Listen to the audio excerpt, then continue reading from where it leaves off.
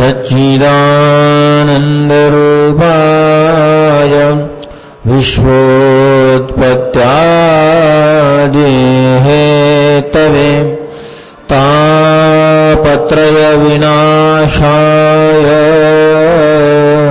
श्रीकृष्णाय वयं नुमः। यं प्रव्रजन्तमनुपेतमपेतकृत्यं द्वैपायनो विरहकातर आजुहाव पुत्रेति तन्मयतया तर्वोऽभिनेदुस्तं सर्वभूतहृदयं निमानतोऽस्मि। मनोजवं मारुततुल्यवेगं जितेन्द्रियं बुद्धिमतां वरिष्ठं वातात्मजं वानरयूथमुख्यं श्रीरामदूतं शरणं प्रपद्ये। श्री रुक्मिणी माता की जय।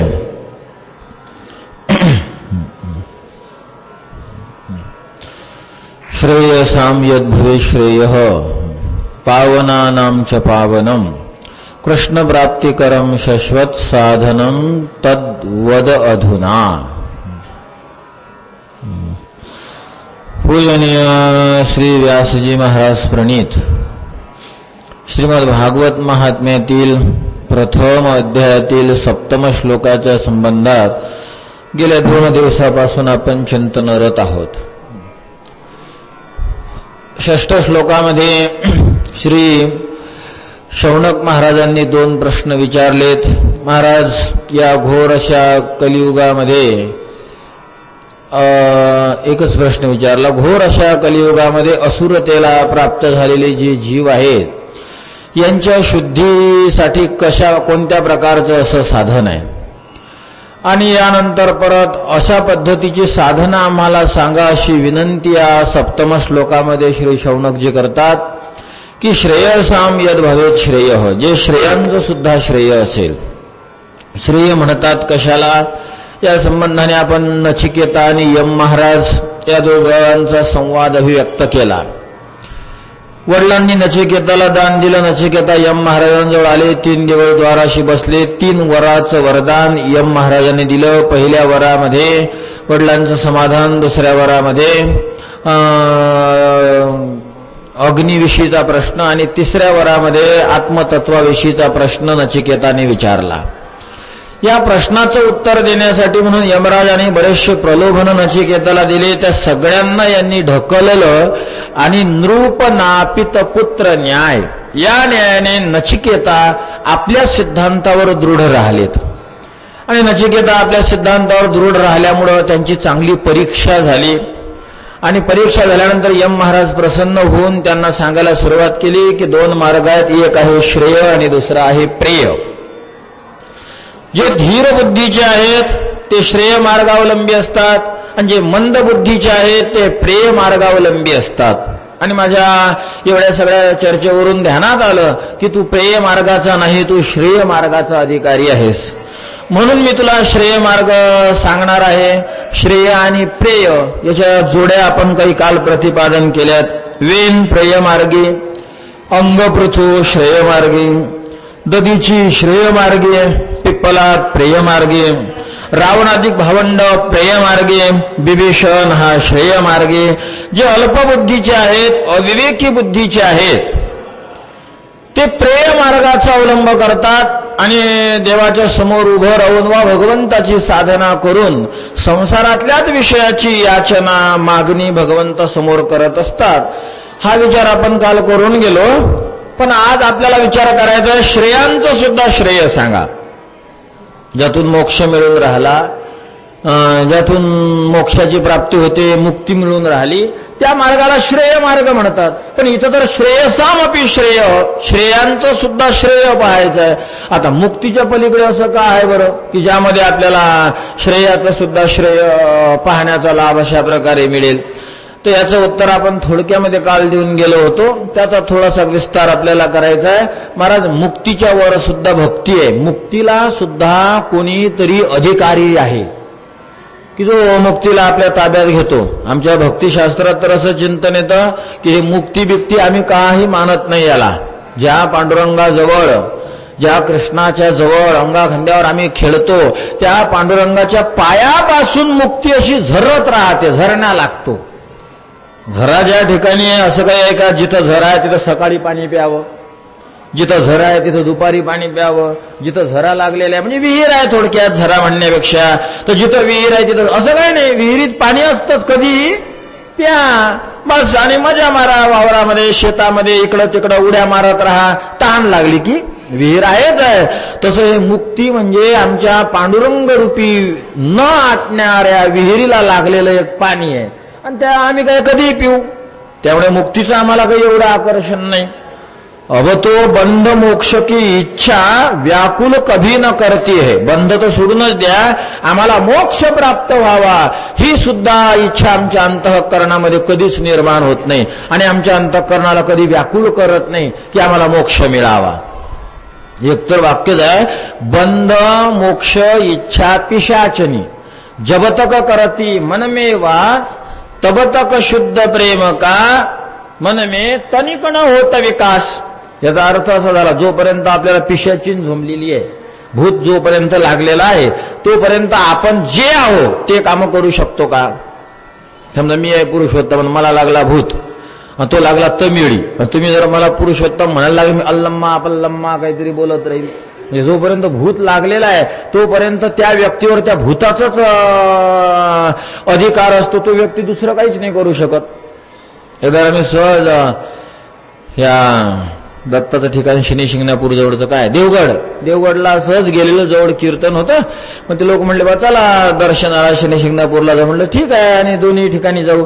मग तिथं आम्ही गेलो तर तेवढ्यात एक भूत लागलेलं येलं होतं. साधी बाई तिथून 10 किलोमीटरवरची, म्हणजे नगरी खेळ सगळा, तिथली बाई सगळ्या कर्नाटकीच गोष्टी करे.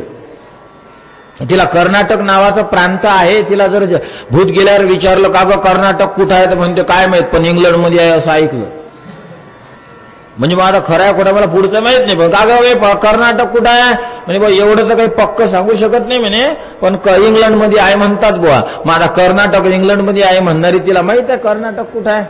तर कर्नाटक इथं अगदी सोलापुरातून कानडी सुरू होऊन जाते, भारतातला आहे, पण तिला हेही माहित नाही कुठं आहे. पण ती अस्सल कर्नाटकी भाषा बोलत होती. तिला तिचे पोरं आई म्हणत होते, एम्म्या करून त्या पोराला पळवून लावत होते. मग जोपर्यंत भूत लागलेला आहे, पिशाच्य लागलेला आहे, तोपर्यंत तो व्यक्ती व्यवहाराच्या कामात नाही. म्हणजे ज्या लेवलला तो काम करून राहिला, जो आहे तो त्या रूपानं तो लोकांच्या कामात नाही पडू शकत. मी पुरुषोत्तम आहे, मला भूत लागला, मी पुरुषोत्तम म्हणून लोकांच्या कामात नाही. एखादा तुकाराम नावाचा व्यक्ती ज्याला भूत लागला, तो तुकाराम म्हणून समाजाच्या कामात नाही. एखादा व्यक्ती ज्ञानेश्वर आहे आणि ज्याला भूत लागला, तो व्यक्ती ज्ञानेश्वर म्हणून लोकांच्या कामाचा नाही. एखाद्या व्यक्तीचं नाव गणेश आणि त्याला मोठं भूत लागलं तर तो गणेश म्हणून समाजाच्या कामाचा नाही. तो त्याच्या अस्तित्व विसरून जाते ना. तर तसं साधू संत म्हणतात, परमार्थ क्षेत्रामध्ये आल्यानंतर मोक्ष ही पिशाचिनी आहे. जब तक बंद मोक्ष पिशाचिनी मन में करत है बास तब तक शुद्ध प्रेम का तनिक न होत विकास. जोपर्यंत तुम्हाला असं वाटते की आपल्याला मोक्ष मिळावा, तोपर्यंत मोक्षरूपी भूतीन तुम्हाला लागलेली आहे, पिशाचिनीचं आक्रमण तुमच्यावर झालेलं आहे, तोपर्यंत आपण कोणाच्याच कामाचं नाही, ना देवाच्या ना संसाराच्या ना कसल्याच. म्हणून साधू संत म्हणतात, अब तो बंद मोक्ष की इच्छा व्याकुल कभी न करती है. आम्ही बद्ध आहोत म्हणून त्या बद्धतेच्या वेदना आमच्या अंतःकरणात नाहीत. आणि आम्हाला मोक्ष प्राप्त झाला, आम्ही मुक्त झालो म्हणून त्या मुक्तीच्या संबंधात सुद्धा आनंदाचा शिरकाव आमच्या अंतःकरणात नाही. ना बंधाची पीडा आहे ना मोक्षाची आमच्या अंतःकरणामध्ये काही आनंद अशा प्रकार आहे. मुगड ही नित नवबंधन आहे. त्या भगवान श्रीकृष्णाचा जो मुखडा आहे तो मुखडाच आम्हाला नित्य अशा प्रकारचं बंधन आहे. अशा प्रकारे म्हणतात मुक्ती म्हणजे मुक्ती चरण से झरती है. भगवंताच्या चरणापासून मुक्ती कायम अशा प्रकारे वाहत राहते. त्यामुळे आम्हाला मुक्तीविषयी काही विशेष नाही. मुक्तीविषयी काहीच विशेष नाही. म्हणजे मुक्तीचे तुम्हाला काहीच घेणं देणं नाही. हा, जर घेणं देणं असेलच आम्हाला तर मुक्तीची दया आहे. मग आम्हाला दया मुक्तीची अपेक्षा तर नाहीच आहे. मुक्तीला आम्ही आमची मालकीन तर मानतच नाही. मुक्ती ही आमच्या दयेस पात्र आहे. आम्ही साधू संत त्या मुक्तीवर दया करतो. म्हणे काय दया करता? आम्ही त्या मुक्तीला सल्ला देतो. व्रजरज उडी मस्तक चढई मुक्ती मुक्ती हो जाय. व्रजरज उडी मस्तक चढई. मुक्तीला आमची सल्ला आहे की हे मुक्ते, तू एक काम कर, तू या वृंदावनामध्ये फिरायला ये, जरा या गल्ल्यांमध्ये फिरत राहा. कारण विशेष अशा प्रकारची या ठिकाणची रज आहे. तिथं भगवंत गल्ली गल्लीत फिरेला आहे. देवाचा असा विशेष होता महाराज, आता कळाला तो एवढा काऊन फिरला होता. आळंदीमध्ये आम्ही एवढे वर्ष राहिलो आणि आज काल कोणी काही सांगत होतं इकडे हे धर्मशाळा तिकडे ते धर्मशाळा, पण त्या रस्त्याचं नाव ऐकून आहे पण एवढं बारीक माहित नाही. एवढ्या वेळ दिवस वर्ष आळंदीत राहून एक धर्मशाळा माहित नाही. का? कामाशी का? आपली खोली, माऊलीचं मंदिर, परत आपल्या ठिकाणावर जायचं. म्हणजे आपण ज्या छोट्याशा गावामध्ये एवढं राहतो, छोटंसंच गाव ना आळंदी वृंदावनाच्या तुलनेमध्ये, तर आपल्याला पुऱ्या गल्ल्या माहित नाही. आणि याला पठ्ठ्याला सगळंच फिरून येल होता. या गल्लीतून त्या गल्लीत, त्या गल्लीतून या दिल्लीत, पार सगळा गल्लीबोळ फिरला होता. का? कारण सगळीकडे याच्या पादस्पर्श होणं गरजेचा होता. कारण कोण कसा फिरू जाणे, कोणाचं कल्याण कसं करू जाणे काही सांगता येतं. खूपच अटपोळ आणि विषय वेगळंच अशा प्रकारची देवता आहे महाराज भगवान श्रीकृष्ण. एवढं वर्णन, एवढ्या लीला जेवढ्या भगवंताविषयी आहेत, एवढं कुठंच अशा प्रकारे कोण्याच देवतांचं चिंतन नाही. परिपूर्णतम अवतार असल्यामुळे अर्थातच त्यांच्याविषयीच उपलब्धी जास्त आहे. आणि हे आपलं सुदैव आहे की जेवढं काही भगवान श्रीकृष्णाविषयीचं आहे ते सगळं आपण विठ्ठलाच्या संबंधात विचार करू शकतो. कारण पुंडलिकाचे महाभारतन गोकुळी होणी, हा पांडुरंग नसून हा कृष्णच असल्यामुळं जेवढं काही उपलब्ध आहे आपल्या नशिबानं ते सगळं आपल्या पांडुरंगाच्या संबंधात आहे. विशेष अशा प्रकारचं आहे. बरं, एक आपल्या महाराष्ट्रातलाच होता वाटतं असा एखादा व्यक्ती, असा वृंदावनला साहेब होता. म्हणजे तो देवाच्या दर्शनाला नाही गेला, काहीतरी निमित्ताने गेला की आपल्याला हे काम आहे. मग त्यानं भरपूर लॉजवर फिरला, खोली पाहायला. लॉजवर खोली भेटली नाही. बऱ्याच धर्मशाळेत, आता तिथल्या धर्मशाळेत काय अशा भाड्यानं अशांना खोल्या देतील असं काही त्या काळात नव्हता. आता धंद्याचा विषय निघाला तो भाग वेगळा. एक भल्ला मोठा मठ दिसला, त्याला वाटलं आपण भरपूर अशा प्रकारे 100 रुपये जर असेल यांचं भाडं तर आपण 1000 रुपये देऊ, मग तर आपल्याला राहू देतील. गेले, नेमका महंताजवळच गेला. आम्ही कामानिमित्त आलेलो आहो आणि मी लॉजवर फिरलो. आधी सांगायला लागला तरी मला काही खोली मिळाली नाही, कृपया तुम्ही मला खोली द्याल का? महंतजी म्हणायला लागले काही अडचण नाही, पण इथला नियम आहे, इथं संध्याकाळी रासलीला असते तर त्याला पाहायला बसावं लागतं. आमचे विद्यार्थी करतात आणि नियम आहे आमचा, जसं आपल्याकडे हरिपाठाला या तसं रासाला या. तो ते म्हणायला लागला मला ते जमणार नाही, मी तुम्हाला 1000 रुपये देतो. मग ते म्हणते म्हणले 1,00,000 रुपये जरी दिले तरी उंबरठ्याच्या आतही नाही यायचं. मग इथं राहायचं असेल तर इथला नियम आहे, संध्याकाळी तुला हजर राहावं लागेल. तुम्हाला मग भाडं काय? मग काही नाही म्हणला, फुकट. तो म्हणला मग काय अडचण, किती वेळ असतं? म्हणे 1 तास. 1 तासाला काय लागतं म्हणलं? मंडपात जाऊन बसायचं सगळ्यात मागं. आणि आला मंडपामध्ये, सगळ्यात शेवटच्या स्तंभाला टेकून बसला, बिडी काढली. तिकडं नाही, बिडी काढली नाही, बिडी तर आत अलाउड नव्हती, बिडी नव्हती जवळ, पण मनात म्हणायला लागला हे उगं सोंग पाहण्यापेक्षा म्हटला जर बिडी असती तर कशी आनंदाने ओढत बसलो असतो, असा तो विचार करायला लागला. आणि महाराज भगवान श्रीकृष्णाचं स्टेजवर नृत्य चालू. भगवंत थय्या थय्या थय्या थय्या नाचून राहिले आणि याच्या हा यानं पाठ केलेली. आणि याच्या मनामध्ये आलं की जर बिडी असती तर किती छान झालं असतं. महाराज तो जो नाचणारा कृष्ण होता तोच तुमच्या माझ्यासारखाच एक माणूस होता, कृष्णाचे कपडे घातलेले. महाराज त्यानं दळ दिशी त्या व्यासपीठावरून खाली उडी घेतली आणि नाचत नाचत नाचत नाचत नाचत नाचत याच्या जवळाला सगळेत मागं. रोजच्या पेक्षा आज वेगळंच होत आहे, लोकांना काही कळून नाही राहिलं. दर मागं घेतला आणि बिडी काढली, त्याला म्हणेन घे आणि पी. तिथूनच त्यानं राजीनामा दिला. परत वृंदावन सोडून सगळं खानदान संपलं तरी कोणाला पुरवायला गेला नाही, नाग लावायला गेला नाही. या कृष्णाचं कामच खूप अटपट आहे. एक दाऱ्याच्या नादाला लागला की बस त्याचं कामच झालं म्हणून समजा. त्यामुळे भगवत भक्त भगवंताला मुक्तीला सल्ला देतात, हे बघ मुक्ती, तू काही गिरायक शोधत नको बसू. या भक्तीची महाराज किमयाच लय वेगळी आहे. एकदा यम महाराजांनी भगवंताकडे कंप्लेन केली. नाव मला आठवत नाही, पण ध्रुवाचा भाऊ यम महाराजांनी कंप्लेन केली भगवंताजवळ. काय प्रभू, हे यम मला यम बनवून नरकपुरीचा राजा का बनवलं? भगवंत म्हणलं, का बनवलं म्हणजे एवढ्या जणांना तू सजा देतो आणि यांच्यासाठीच मी तुला बनवलं. कशाचं काय म्हणे, एकही येऊन नाही राहिलं म्हणे. मी तुमच्याकडे फटकणी घ्यायला आलो होतो. मी फटकणी कशाला, माशा मारायला.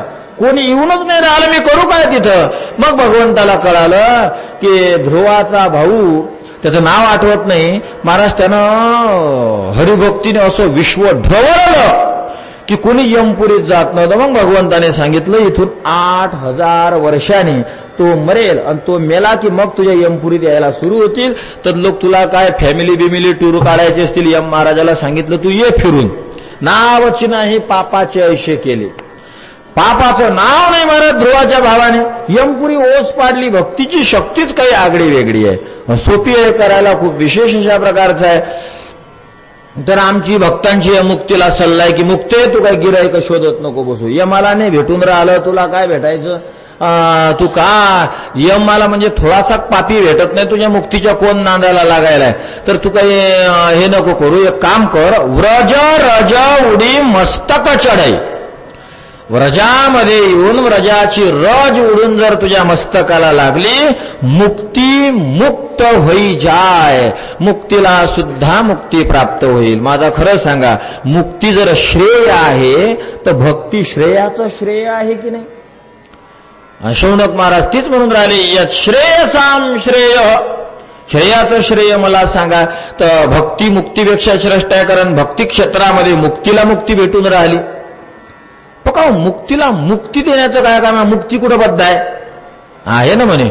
मुक्ती, बरेच साधू संत मुक्तीचे स्वामी आहेत.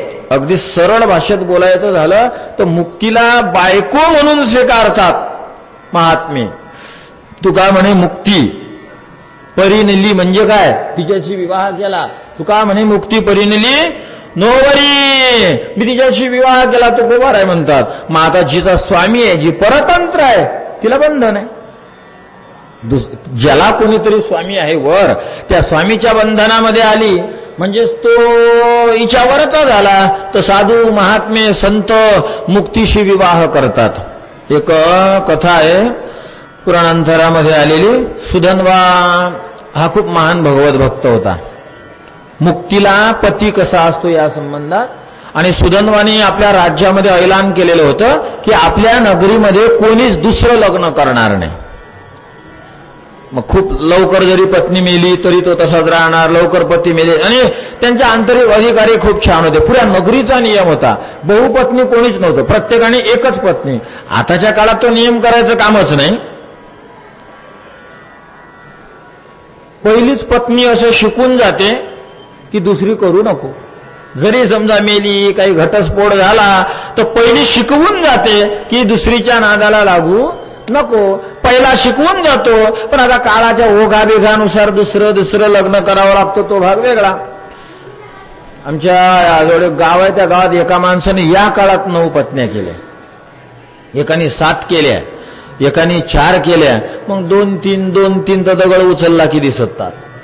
तर त्या राज्याचा नियम होता की या राज्यामध्ये कोणीही पुन्हा डबल विवाह, डबल लग्न करायचं नाही. आणि महाराज त्याच्यावर आक्रमण करायचं होतं अर्जुनाला. भगवान श्रीकृष्ण आणि अर्जुन जाणार आक्रमण करणार. आता हे पाहे, कुठं सुधन्वान, कुठं हा कृष्णा. त्याच्या राज्याचा नियम म्हणजे राजानं तर अनेक पत्न्या केलेल्याच नाही, पण जे सैनिक आहे त्यांचा सैनिक, राज्याचा नियम आहे डबल लग्न करायचं नाही. याचा अर्थ सैनिकांचं डबल लग्न झालेलं नसेल, म्हणजे सगळे एक वेळेस विवाह केलेले. आणि भगवान श्रीकृष्ण अर्जुनाला म्हणतात, अर्जुना माझ्यापेक्षा जरा तू बरा आहे, तूच जाय ना म्हणे. माझ्यापेक्षा तू जरा बरा आहे म्हणजे तू देव आहे, तुझ्यातल्या शक्ती आम्ही अनेक वेळा पाहू नये. माझ्यापेक्षा बरा आहे म्हणजे तुझे 1-2-3च लग्न झाले. आणि तुझे किती झाले कृष्णा? भगवान श्रीकृष्ण मोजायला लागले, कारण त्याला लिस्ट काही केलेली नव्हती. मग लिस्ट झाल्यावर मग पक्क झालं, मोजायला लागले. 16,108. आणि सुधन्वा एक पत्नी, सुधन्व्याचा प्रधान एक पत्नी, सुधन्व्याचा मंत्री एक पत्नी, सुदैवाचा सेनापती सुधन्व्याचा एक पत्नी, सुधन्व्याची संपूर्ण सेना एक पत्नी, आणि याच्या पत्नीच पत्नी. सगळ्या राज्यातल्या लोकांना जेवढ्या पत्नी असतील तेवढ्या आमच्या एकट्या कृष्णाच्या. काही काही ठिकाणी तर वर्णन भगवंताच्या कोट्यावधी पत्न्यांचं येतं. कोट्यावधी आकडा जेव्हा नक्की श्लोकबद्ध होईल तेव्हा मी सांगेल. आमच्या आबांचे गुरुबंधू आहेत, त्यांनी एक पुस्तक प्रकाशित केलं. तर त्या पुस्तकामध्ये त्यांनी भगवान श्रीकृष्णाच्या अनेक या 16,108 पेक्षा जास्त पत्न्या सांगितल्यात. पण ते असं मानवीय पुस्तक असल्यामुळे त्याला आपण प्रमाण मानता येणार नाही. आपण व्यवस्थित प्रमाण संशोधित झाल्यावर मग त्याची चर्चा करूया. पण 16,108 एवढ्या तर पक्के आहेत. कसं काय युद्ध करणार? अर्जुन म्हणायला लागला, तुझ्यापेक्षा मी बरा म्हणजे पाय, तुझे 2 तर मला माहित, 2 झाले बुवा. सुभद्रा, माफ करा, द्रौपदी 1, हो, आणि 1 भगवंताची बहीण सुभद्रा. ठीक आहे, तर तुझे 2 झाले. पण सुधन्व्यापेक्षा तूही खालचाच आहे, पण धर बरं आहे जरा. आणि इकडे सुधन्व्याची पत्नी. महाराज भगवंतानं पूर्ण प्लॅन केला की आज सुधन्वाला संपवायचा, म्हणजे संपवायचा, मारायचा. सुधन्व्याची पत्नी सुधन्व्याला म्हणायला लागली, महाराज तुमच्या राज्याचा नियम आज तुम्ही मोडणार आहात. आपल्या राज्याचा नियम मी आज मोडणार आहे. काय आपल्या राज्याचा नियम आहे? मुख्य नियम काय? एक पत्नी. आपल्या राज्याचा नियम आहे की कोणी 2 विवाह करायचे नाही, एकच अशा प्रकारे पत्नी करायची. आणि आज तुमचा नियम मोडणार आहे. सुधन्वा म्हणायला लागला, आज कसा काय नियम मोडणार आहे बा? आज तर मी युद्धात जाणार आहे, काही लग्नाची तारीख नाही, काही विवाह ठरलेला नाही, काही आपल्या घरी काही वरात येणार नाही. आणि का तुझ्या कानावर आलं का काही?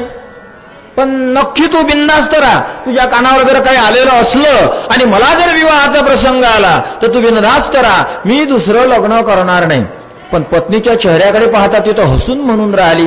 दुसऱ्या विवाहाची, स्वपतीच्या दुसऱ्या विवाहाचा विचार जेव्हा पत्नी बोलेल तर तेव्हा तिचा चेहरा हसरा थोडी असणार आहे. का ग, पण माझ्या दुसऱ्या विवाहाची तू गोष्ट करून राहिली, पण तुझा चेहरा तर हसरा आहे, तू तर हसून राहिली. हसण्याचं कारण काय आहे? असा जेव्हा प्रश्न विचारला तेव्हा ती म्हणायला लागली, महाराज आज तुमचा अंत होणार आहे, आज तुम्ही संपणार आहात. आणि या युद्धभूमीमध्ये आज तुम्ही मुक्ती नावाच्या दुसऱ्या पत्नीला स्वीकारणार आहात. आणि मुक्ती नावाची पत्नी तुमच्या गळ्यामध्ये हार घालणार आहे. झालं की नाही दुसरं लग्न? सुधन्वा म्हणायला लागले, जर असं असेल ना तर मग माझंच दुसरं लग्न नाही, मग तुझंही पातिव्रत्य संपणार आहे. माझं कसं काय पातिव्रत्य संपणार आहे? कारण तूही दुसरा पती करणार आहेस, तुझंही दुसरं लग्न होणार आहे. आता ही बुचकळ्यात पडल्या, माझं कसं काय बरं दुसरं लग्न होणार आहे? मी जर मुक्तीरूपी पत्नीला स्वीकारत असेल तर तू सती जाऊन मोक्षरूपी पतीला स्वीकारणार आहेस. कारण मी गेल्यानंतर तू सती नक्की जाणार. सती गेली की तुला काय मिळणार? मोक्ष मिळणार. मोक्ष आहे पुल्लिंगी, मुक्ती आहे स्त्रीलिंगी, अशा प्रकारचं पद. मी जर मुक्ती स्वीकारत असेल तर तूही मोक्ष स्वीकारणार आहेस, तुझंही दुसरं लग्न होणार आहे. महाराज मरणाच्या दारामध्ये विनोद करतात, कसे महावीर असतील. पत्नीलाही वाटत नाही आज आपले पती मारणार आहे. भीतीच नव्हती. परलोकाविषयी पूर्ण पक्क होतं की परलोक नावाची वस्तू आहे. आज पती मेला की 10 मिनिटांना घरी आणतील, अर्ध्या तासानं पुरवतील, मी सती जाणार. सती गेली की लोक सोडून उत्तम लोकांचा वास होणार आहे, पक्क होतं. काय रडायचं? मोठ्या माणसाचं काम असते महाराज की हे म्हणतात ना, शूर ओळखावा रणी आणि काय साधू ओळखावा मरणी. तर साधू ओळखावा मरणी या शब्दाचा अर्थ साधूचं मरण चांगलं होते, व्यवस्थित त्याला पलंगावर कसं खाली ठेवलं जातं, लोक त्याला दूध पाजायला असतात, असा अर्थ होत नाही याचा. याचा अर्थ मरत असताना त्याची वृत्ती कशी आहे, त्याचा चेहरा कसा आहे, याला म्हणतात साधू ओळखावा मरणी. मरणाच्या दारात पडलेला आणि चेहरा जर फ्रेश असेल याला म्हणतात साधू ओळखावा मरणी. लोकमान्य टिळकांना काळ्या पानाची सजा झाली. आले तसं तर ते हिशोबात बसतच नव्हते. पण कसं तरी पकडलं. टिळक खूप विशेष अशा प्रकारचे बुद्धिमान. टिळकांचा मेंदू मोजला होता म्हणतात. टिळकांचा तर तो आपला सगळ्यांचा मेंदू 1 किलो आणि 400 ग्रॅम असतो. लोकमान्य टिळकांचा 1 किलो 500 ग्रॅम म्हणजे 1.5 किलोचा होता. विशेष बुद्धिमान होते. रोज इंग्रजांच्या विरोधात लिहित असत, पण कधी कोण्या कलमात कायद्यात सापडत नसत. पण कसं तरी कणून कुथून त्यांनी कायद्यात बसवलं आणि भरपूर काहीतरी 6 वर्ष का काही सजा दिली. टिळक 4च महिन्यामध्ये बाहेर आले, कारण लोकांनी आंदोलनच तसे केले. कायद्यात बसत नसताना सजा कशी दिली, आणि ती बी किती 6 वर्षाची. त्यांना म्हटलं 6 वर्षात तर आपण भारतात धिंगाणा करून टाकतो. टिळकांचा मला बोध सांगायचा आहे यातून तुम्हाला पुढे, की साधू ओळखावा मरणी कशाला म्हणतात. तर टिळक रोज पुण्यामध्ये वृत्ती प्रभाकराचा पाठ सांगत असत. वृत्ती प्रभाकर म्हणजे वेदांतातला बराच दिग्गज ग्रंथ आहे. निश्चलदासजींनी हिंदीमध्ये लिहिलेला वेदांतातला ग्रंथ शिकवत असत. एक त्यांच्या घरी रोज यायचा शिकायला, आणि एक दिवस त्यांच्या आईचे काय कोणाचे सोन्याचे अलंकार घेऊन निघाला चोरून. टिळकांनी पकडला. का रे हो, कुठं निघाला? हा म्हणे महाराज. काय म्हणे सगळं सोन्याचा डबा, सर्वम खुलू इदम ब्रह्म, हा डबा ब्रह्म, डब्यामध्ये असणारे अलंकार ब्रह्म, हा डबा ब्रह्म, मी चोरून नेणारा ब्रह्म, ज्या माऊलीचे अलंकार घेतले ती सुद्धा ब्रह्म, तुमचं घर ब्रह्म, ब्रह्मामध्ये ब्रह्म ठेवलेलं होतं, माझं घर सुद्धा ब्रह्म. मग ब्रह्मातून ब्रह्म उचलून एक ब्रह्म दुसऱ्या ब्रह्माला दुसऱ्या ब्रह्मामध्ये नेऊन राहिलं. एवढं काय बरं वायाला चाललं. म्हणजे अनधिकार्यानं जर ज्ञान ऐकलं तर अशी फजिता होत असते. चोरी करण्याला सुद्धा तो पटवून द्यायला लागला. टिळक म्हणले हा बरोबर आहे. आता टिळकांची बुद्धी त्याच्या पुढे हा काय टिकणार आहे केर कचरा. टिळकांनी काठी घेतली. ही काठी ब्रह्म, तुझी पाठ ब्रह्म, आता मी हे फिरवल हे फिरवणं ब्रह्म, दाळ दिशी तुझ्या पाठीवर टाकन ते सुद्धा ब्रह्म. तो म्हटला माझे हात ब्रह्म, हा डबा ब्रह्म, हे तुमचं घर ब्रह्म, हे ठेवलं ब्रह्म, ब्रह्मावर ब्रह्म ठेवलं आणि ब्रह्म पळून निघालं. टिळक तर वेदांताचे पाठ करत होते, त्यामुळे बोध संपन्न होते, काही प्रश्नच नाही. एवढे महान अशा प्रकारचे टिळक महाराज. आणि काळ्या पाण्याची सजा झाली. मग ते इंग्रजांची गाडी आली, मग त्यांना गाडीत बसवलं. माग गाडीत बसवल्यानंतर ते काही कामाला गेलेत. आता काळ्या पाण्याची सजा म्हणजे कळते ना, मलाही बरोबर नाही कळत, पण पाणी सुद्धा कमी प्यायला देतात अशा प्रकारची काही परिस्थिती, किंवा याला 2 वेळेस पाणी दिवसातून, का 3 वेळेस पाणी, का 1 वेळेस पाणी, अशी भयंकर अशा प्रकारची सजा महाराज. आणि ते टिळकांना झाली. आणि टिळक गाडीमध्ये बसले, पोलीस इकडे तिकडे फिरायला गेले.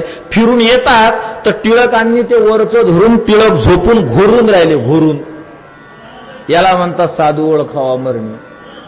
काय ऐश्वर कमी होतं टिळकांचं? लोकमान्यता, समाज मान्यता, प्रसिद्धी, त्यांच्या मागं असणारे लोक, त्यांची धनदौलत महान होते. आणि आज काळ्या पाण्याला जाणार आहेत आणि ते त्या गाडीमध्ये बसून घर घोरून राहिले. म्हणजे अंतःकरणात काही भीती असेल? आपल्या दारात हवालदार येऊन उभा राहिला की आपल्याला भीती वाटायला लागेल की आता काय केला गुन्हा, काय नाही, काय होतंय आपल्याला. टिळकांना इंग्रज सरकार घेऊन चाललं. त्यांनी घेऊन जाणं म्हणजे यम आला तर एकदा बरा, पण इंग्रजांचा पोलीस दारात बरा नव्हता. त्यांच्या समोर टिळक महाराज घोरायला लागले. याला म्हणतात साधू ओळखावा मरणी. मरण जाणं ते त्या सरकारने नेणं म्हणजे. महात्मे असे असतात महाराज. अगदी तोंडाशी मृत्यू आहे पण भीती नाही. सुधन्मा म्हणते तुमचंही व्रतभंग होणार आहे, आणि त्यांची पत्नी म्हणते तुमचंही व्रतभंग होणार आहे, कारण आज तुम्ही मुक्तीला वरणार आहात आणि आज तू सती जाऊन मोक्षाला वरणार आहेस. म्हणजे विषय एवढाच आहे की मुक्तीचे स्वामी साधू संत असतात, महात्मा असतात. म्हणजे मुक्तीला स्वामी आहे, मुक्ती बंधनात आहे, मुक्तीवर कोणाचा तरी वचक आहे, मुक्तीवर कोणाचं तरी वजन आहे, मुक्ती कोणाच्या तरी अधिपत्याखाली राहते. आणि या मुक्तीला सुद्धा मुक्ती देणारी व्रज आहे, मुक्तीला सुद्धा मुक्ती देणारी भक्ती आहे. मग भक्ती क्षेत्र, मुक्ती क्षेत्र जर श्रेय असेल तर भक्ती क्षेत्र श्रेयसाम श्रेय असेल. मुक्ती जर श्रेय असेल तर भक्ती ही श्रेयाचं सुद्धा श्रेय अशा प्रकारे असेल. म्हणून या ठिकाणी शौनक महाराज म्हणतात सुदजींना, महाराज श्रेयसाम यद भवेत श्रेय, जे श्रेयांचं सुद्धा श्रेय आहे कृपया ते श्रेय तुम्ही आम्हाला सांगा. बरं अजून काय सांगा? पावनानांच पावनम. अजून म्हणजे 3 हे वेगळं नाही, एकाच्याला लावलेले हे विशेषण आहेत सगळे. पावनानांच पावनम, जे पवित्रांना सुद्धा पवित्र करणार आहे ते तुम्ही आम्हाला सांगा. वद शेवटी आहे तद वद अधुना. कृष्ण प्राप्ती करम शाश्वत साधनम तद वद अधुना. तर ते तू आम्हाला आता सांगा. तर पावनानांच पावनम, जे पवित्र करणार आहे, पावन करणार आहे, ते पावनालाही पावन करणारं तू आम्हाला सांग. कोण आहे महाराज पावन करणारं? पावन करणारे खूप आहेत, पवित्र करणारे खूप आहेत, आपल्यातलं पाप घालवणारे खूप आहेत. अगदी पार म्हणतात ना, हिमवंतू दोष खाये. गंगाजी, हिमवान, मोठमोठे क्षेत्र, तीर्थ हे सगळे आपल्या दोषाचं हरण करत असतात. शास्त्रामध्ये कुठं कुठं तर पत्नीलाही तीर्थ म्हटलं. का? कारण न कार्या पत्नीम विना. अगदी साधं पांडुरंगाचं दर्शन आहे आणि एखादा पती जर पत्नीला सोडून जर गेला तर त्याचे ते दर्शन काहीच कामाचं नाही. कोण्याही कार्यामध्ये पत्नी जर सोबत असेल तरच त्या दर्शन घेणाऱ्या व्यक्तीला त्या सगळ्या गोष्टीचं पुण्य लागते. त्यामुळे पत्नी जर सोबत नसेल तर सगळं निष्फल अशा प्रकारचं आहे. याचा अर्थ तीर्थता, त्या व्यक्तीच्या ठिकाणी तीर्यता, तरणेपणा हा पत्नीमुळे आल्यामुळे पत्नी ही तीर्थ आहे. म्हणजे पत्नी ही पावनच करून राहिली जर व्यवस्थित धर्माचरण करत असेल, परमार्थाला अनुकूल असेल तर तीही परमार्थाला अनुकूल असेल तर तीही तीर्थ आहे. हिमवान तेही पवित्र आहे, गंगाजी ही पवित्र आहे. पण आम्हाला पावनानांच पावनम, पावनाला सुद्धा पावन करणारं जे असेल ते सांगा. पावनाला सुद्धा पावन करणारं. महाराज आपल्या हिंदू संस्कृतीमध्ये जे संस्कार म्हटले जातात, षोडश हा शब्द प्रसिद्ध झाला, पण कुठं कुठं लय, कुठं कुठं 48 संस्कार सांगितलेत, कुठं 20 सांगितलेत, कुठं 18 सांगितलेत, कुठं 16 सांगितलेत, कुठं कुठं 25 सांगितलेत. पण एक मात्र पक्का आहे, पहिला संस्कार निषेक आणि शेवटचा संस्कार अग्नी.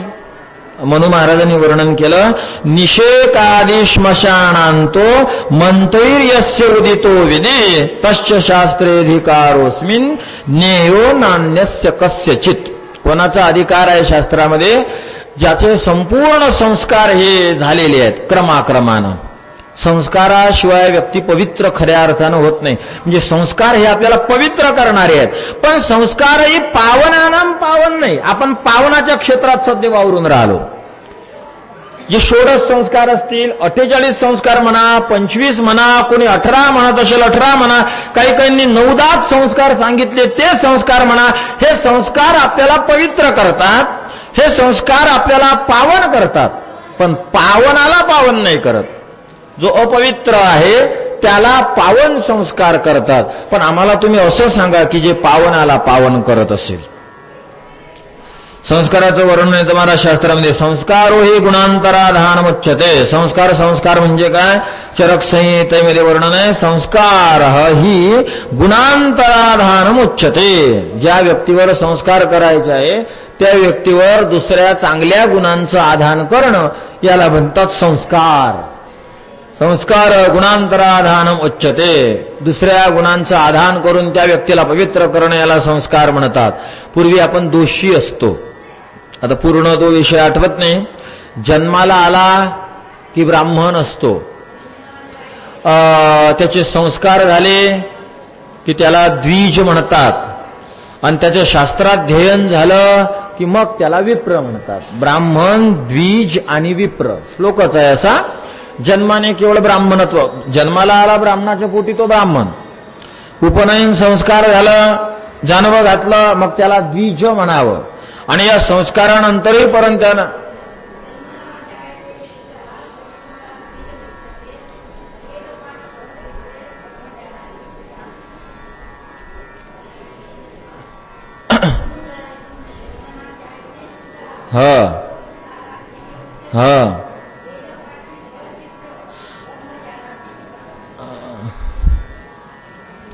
तसा क्रम आहे.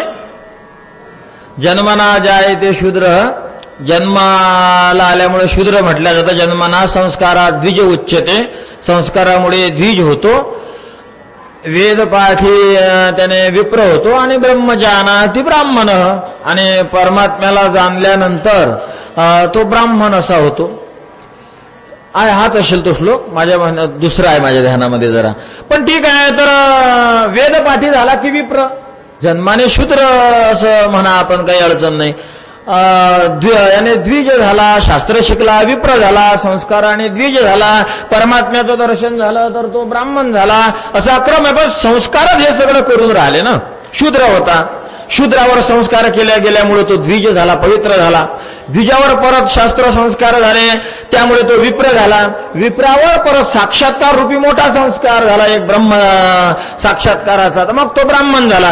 पण शुद्धतेचा जो क्रम आहे हा संस्कारानेच आहे ना.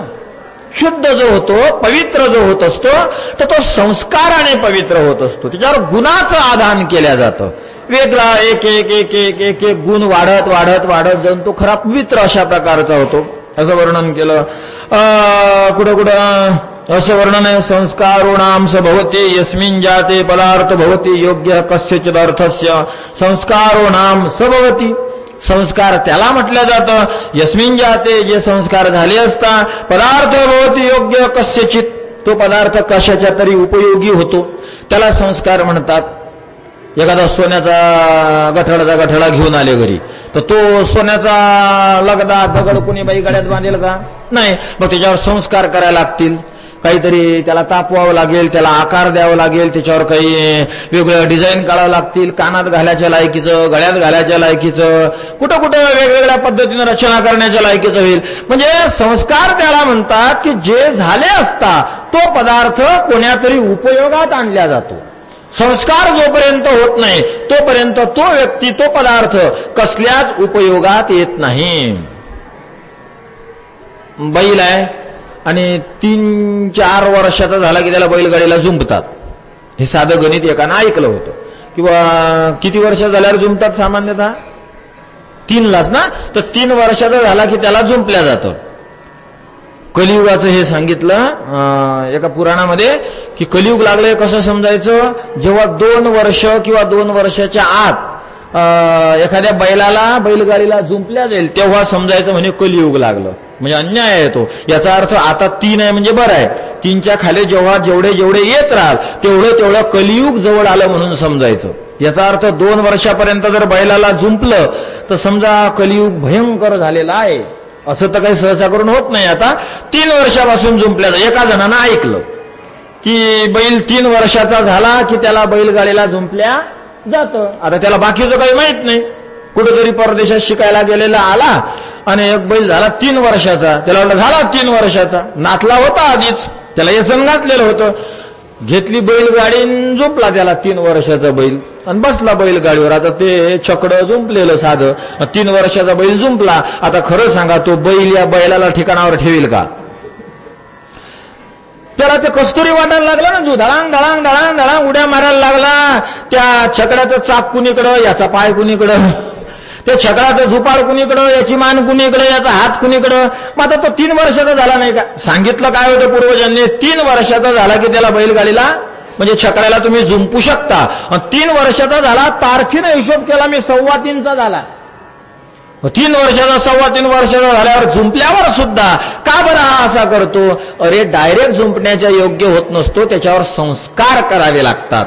त्याच्याशिवाय तो कोण्याही कार्याला लायक होणार नाही.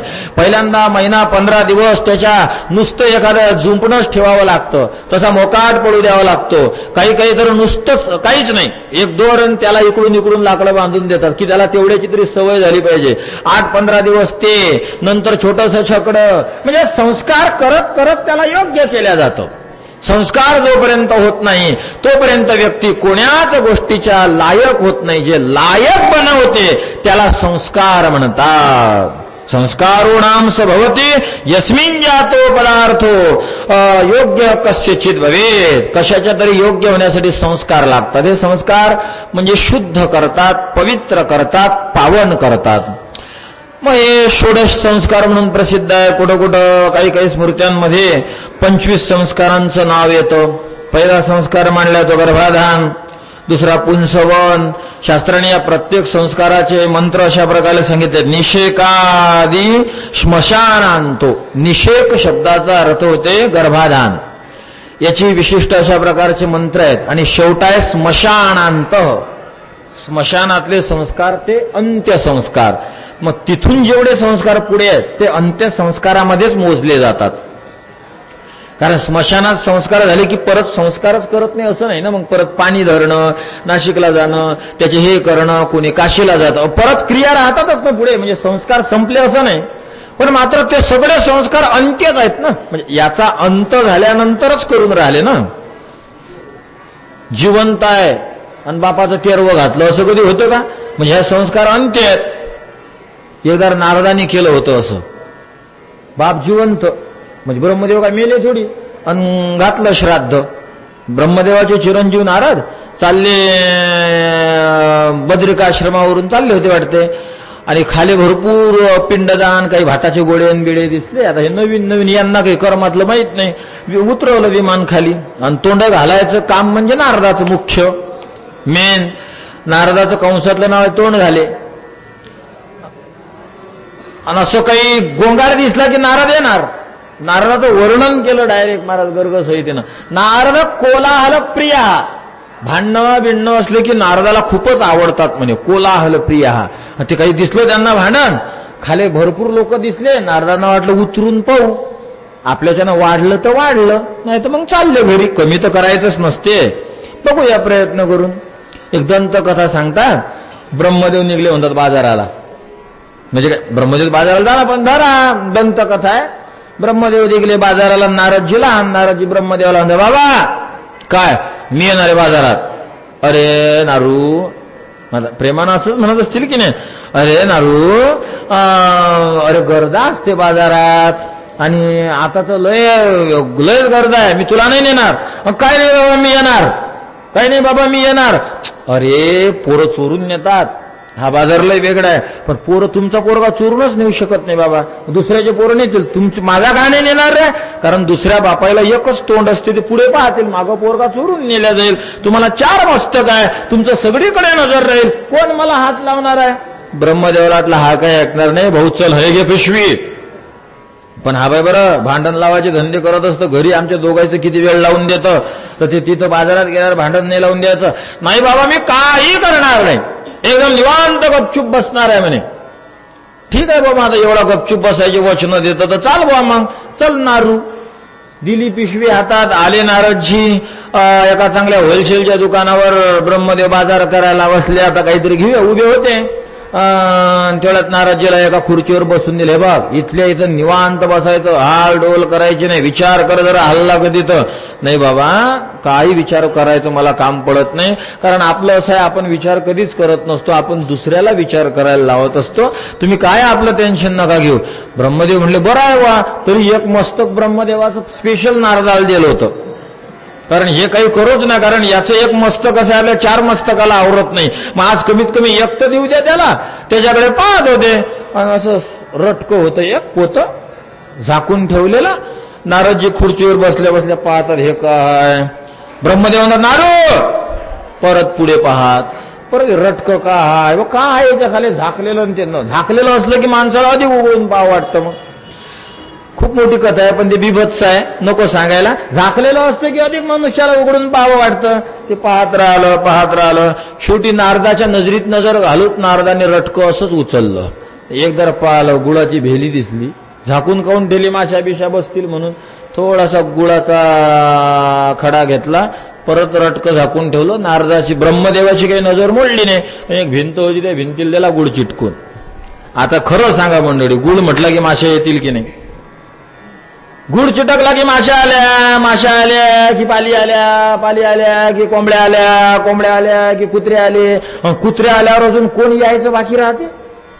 कोण यायचं? सगळं दुकानामध्ये 25-30 कुत्रे गाव गाव गाव गाव गाव गाव गाव. नारदजी ब्रह्मदेवाला, बाबा चला चला चला बरं, तुम्ही म्हटलं रे बा बाजारात धिंगाणा आहे, खरं मला यायला परवडलं नाही, उगं झालं. ब्रह्मदेव अरे तू काय केलं? आता एवढे मोठे कुत्रे मी कसे काय बोलवले असतील तुम्ही? काही बाबा आपल्यावर संशय नाही घ्यायचा बा. मग हा असं नाही, मी काय केलं बरं.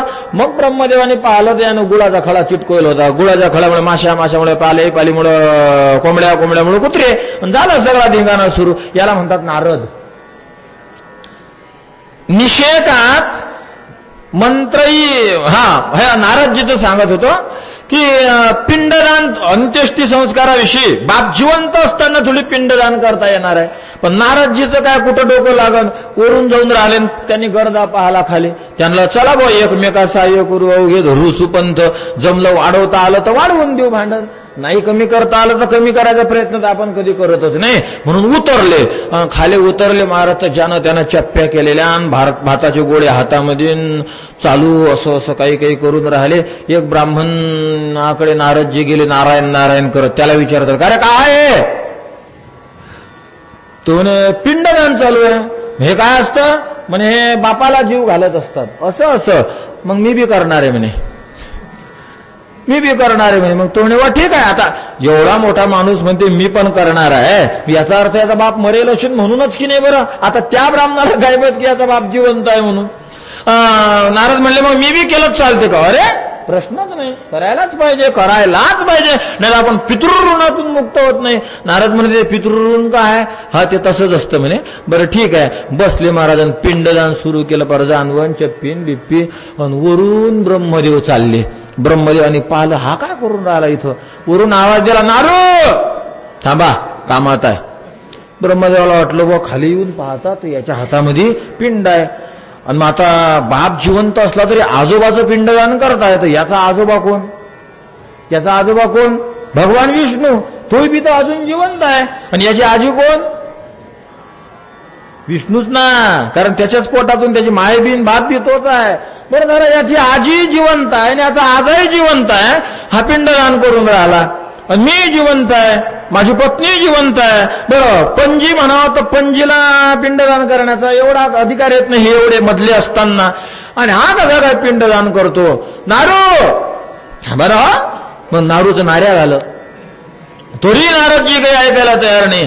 ब्रह्मदेवाने आपलं विमान उतरवलं खाली आणि कान धरला. काय चालू आहे, तुम्ही आला का म्हणे. बरं झालं म्हणून बसा जेवायला.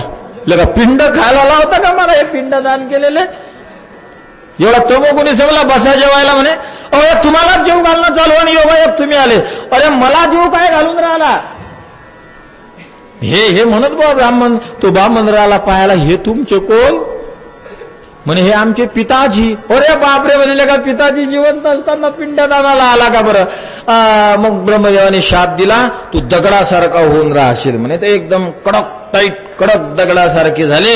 मला भाऊ असं बरं नाही, नारदासारखे साधू संत जर एका ठिकाणी थांबले तर मग जगाचं कसं होईल. म्हणून तो शाप असा चपत वर आणला म्हणतात आणि शेंडीत घातला. म्हणून नारदजीची शेंडी कधी लवत नाही, ते जशी ज्या तशीच कडक राहते. बाकीचं सगळं अंग झालं लवचिक असे नारदजी.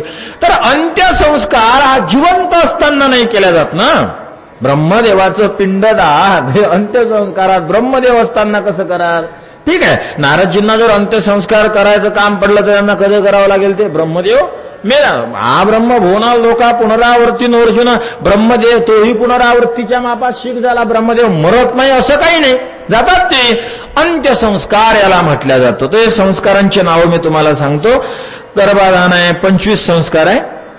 गर्भाधान असेल, पुंसवन आहे, सीमंत आहे, बली आहे, जातकर्म आहे, नामकरण आहे, निष्क्रमण आहे, अन्नप्राशन विधी आहे, चुडाकर्म आहे, उपनयन आहे, 4ही वेदाचा आरंभ म्हणजे वेदारंभ आहे. स्नान समावर्तन ज्याला म्हटलं जातं. समावर्तन म्हणजे वेदाचं अध्ययन झालं की गुरुजी आपल्याला आंघोळ घालत असतात स्वतः, त्याला समावर्तन संस्कार म्हणतात. मग त्या समावर्तन संस्काराच्या पूर्वी तो व्यक्ती ब्रह्मचारी असतो आणि समावर्तनानंतर तो स्नातक होतो. लग्न नाही झालेलं पण ब्रह्मचारीने स्नातक. आणि विवाह झाला की मग त्याला गृहस्थाश्रमामध्ये अशा प्रकारे प्रवेश मिळतो. अशी ती रचना आहे. मग स्नान, त्याच्या स्नानानंतर विवाह, विवाहानंतर अष्टका, श्रावणी, अश्विनी, मार्गशीर्ष, पार्वण, उपाक्रम, उत्सर्ग आणि नित्य महायज्ञ असे 25 प्रकारचे संस्कार आहेत. या संस्काराने आपण पावन होतो. नाही तर कोण्याच कर्माचं आपण लायक राहत नाही. हे संस्कार पवित्र करणारे आहेत, हे संस्कार पवित्रांना पवित्र करणारे नाही. पण शौनक महाराज सूत महाराजांना म्हणतात, आम्हाला तुम्ही असं सांगा की जे पावनांना सुद्धा पावन करणारं असेल. यत् पावनानां च पावनम. महाराज पावनाला सुद्धा पावन करण्याचं काम भक्ती नाम हेच करत असते. नाम जप यज्ञ तो परम बाधू न शके स्नानादी कर्म. पुढे नामे पावन धर्माधर्म. नाम परब्रह्म वेदार्थे. नामे पावन धर्माधर्म. धर्म आणि अधर्म नामानं पावन होतात. अधर्म नामानं पावन होतो यात काही विशेष नाही. जे अपवित्र आहे त्याला पवित्र करावंच लागेल. पण नामाने धर्म पावन होतो. धर्मच तर पावन आहे आणि त्या पावनाला काय पावन करायचं. तर नामातली ही शक्ती आहे की नाम पावनाला सुद्धा पावन करत असते. धर्म पावन आहे, धर्माला कसं काय बरं नाम पावन करते. एक साधं उदाहरण देतो मी तुम्हाला. यज्ञ करतात, यज्ञ केल्यानंतर पूर्णाहुती. यज्ञ पूर्ण झाला कधी समजला जातो. यज्ञाचा वेदातला मंत्र म्हणून नाही जमत, भगवंताचं नाव घ्यावं लागते आणि तो मंत्र म्हणून आहुती द्यावी लागते. म्हणजे भगवंताच्या नामानेच यज्ञ पूर्ण होतो, यज्ञ पावन होतो. यज्ञ धर्म आहे आणि त्या धर्माला पूर्णता तेव्हा आहे जेव्हा भगवंताचं नाव घेतल्या जाते. म्हणजे भगवंताचं नाव, भगवंताची भक्ती ही पावनाला सुद्धा पावन करणारी आहे. यद पावनानां च पावनम श्रेयसाम यद भवेत श्रेय. श्रेयांमध्ये कल्याणकारकांमध्येही जे कल्याणकारक आहे. यद पावनानां च पावनम. जे पावनांना सुद्धा पावन करणार आहे. आणि तिसरं कृष्ण प्राप्तिकरम साधनम. भगवान कृष्णाची प्राप्ती करून देणारं ते साधन असावं. श्रेयसाम श्रेय असावं, पावनांना सुद्धा पावन करणारं असावं. आणि शेवट सांगितलं कृष्ण प्राप्तिकरम साधनम. भगवान श्रीकृष्णाची ते प्राप्ती करून देणारं असावं. ज्या साधनेने भगवंताचं दर्शन होत नाही अशा प्रकारच्या ज्या साधना आहेत त्या काय कामाचे आहेत. कृष्ण प्राप्तिकरम साधनम. आणि परत ते साधन असं पाहिजे शाश्वत, कायम टिकणारं पाहिजे. नाही तर आम्हाला एखादी वस्तू दिली मागच्यांच्या कामात पडणार नाही असं साधन काय कामाचं. म्हणजे यूज अँड थ्रोचं साधन काय कामाचं. उत्तर प्रदेशात मातीची शिंगलं देतात, कप देतात चहा प्यायला. चहा पिला की फेकून द्या. आता आपल्याकडे ते प्लॅस्टिकचे निघाले चहा प्यायचे, ती प्या फेकून द्या. पाण्याचे पण, पाणी प्यायचे पण निघाले मोठाले, प्या आणि फेकून द्या. मग हे काय कामाचे. 1000 रुपयाचे ग्लास आणले म्हणे 1000, पण 1000 लोक जीवन गेल्यावर सगळे गैर. हजार कोण आहे, सगळे फेकून दिल्या जातात. पण 1000 रुपयाचे जर 100 जरी ग्लास आणले स्टीलचे तर दुसऱ्या 100च्या ते कामात पडतात. म्हणून प्लास्टिकचे ग्लास नुसतं साधन, स्टीलचे ग्लास शाश्वत साधन. आमच्याही कामात पडेल आणि आमच्या मागच्या दुसऱ्यांच्याही कामात पडेल. नवीन नवीन पत्रवाळ्या निघाल्या पाहत्या आता, त्याच्यात सगळं असते, प्लेटा ब्लेटा हे ते. पण दुसरा जेवू शकते का त्याच्यामध्ये. एकाने जेवलं की एकाचं जेवण करत असतं, खालून वरण निघते, कोणीकडून काही निघते, संपून जाते. जेवण संपलं की ती पत्रवाळी फेकूनच द्यावी लागते, ती शाश्वत नाही. पण काही काही ठिकाणी स्टीलचे ताट आहेत, पण ते ताट आपणही जेवण करा, परत धुवून धावून दुसऱ्याच्याही कामात पडतात. तसं शौनकजी म्हणतात आम्हाला अशी साधना सांगा शाश्वत साधनम. आमचं गवन झालं, आम्हाला मुक्ती, आम्हाला भक्ती प्राप्त झाली, आम्हाला कृष्णाची प्राप्ती झाली, आम्हाला पांडुरंगाचं दर्शन झालं की आमच्या नंतर जे बाकीचे साधक आहेत त्यांच्यासाठी सुद्धा साधना राहावी. नाही तर आम्ही साधना केली झालं गेलं पार पडलं असं होऊ नये. दुसऱ्यांसाठी सुद्धा ही उरावी. म्हणून कृपया आमची विनंती आहे की तुम्ही आम्हाला अशी साधना सांगा की जे शाश्वत असेल, नित्य असेल, कायम टिकणारी साधना असेल. आमच्या एका दोघांचं किंवा आम्ही 1000 जे शौनक आहो 80,000 एवढ्यांचंच उद्धार करणारं नसावं, तर हे साधन अनेक जणांचं उद्धार, जगाचं उद्धार करणारी साधना असावी. श्रेयसाम यद भवे श्रेय. पावनानां च पावनम कृष्ण प्राप्तिकरम शाश्वत साधनम तद वद अधुना. ते साधन वद म्हणजे सांग, अधुना म्हणजे आता. ते साधन तुम्ही आम्हाला आत्ताच सांगा, असा शौनक महाराजांचा प्रश्न आहे. उत्तर अजून सूत महाराजांनी द्यायला सुरू केले नाहीत. देतील तेव्हा आपण चिंतन करूया. या श्लोकाचं आज चिंतन समाप्त झालं. उद्यापासून आपण 8व्या श्लोकाकडे पाहू. पुंडलीक वरदा. ठला